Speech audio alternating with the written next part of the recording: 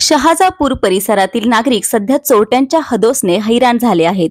गेल्या 1 महिन्याच्या कालावधीत दर आठवड्याला घरफोड्या व दुकाने फोडण्याच्या घटना घडत असून नागरिकांमध्ये भीतीचे वातावरण पसरले आहे.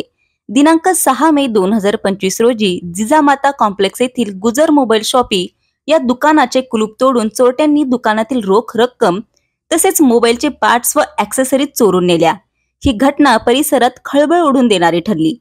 त्यानंतर 20 मे 2025 रोजी विष्णू विसावे यांच्या घरी चोरी झाली.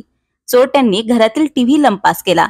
22 मे 2025 रोजी मध्यरात्री योगेश बोरकर, प्रवीण गीते आणि रवींद्र घुले यांच्या दुकानावर देखील हल्ला करत चोरट्यांनी किरकोळ ऐवज चोरून नेला. विशेष बाब म्हणजे या ठिकाणी दुकानातील सीसीटीव्ही कॅमेरे देखील फोडले गेले. मात्र काही घटना सीसीटीव्ही कॅमेऱ्यात कैद झाल्या असून चोरटे भूताचा पेहराव परिधान करून चोरी करत असल्याचे स्पष्ट दिसून आले आहे. या घटनांमुळे शहाजापूर परिसरातील नागरिकांमध्ये भीतीचे वातावरण पसरले असून पोलिसांनी तातडीने या चोरट्यांचा बंदोबस्त करावा अशी मागणी होत आहे.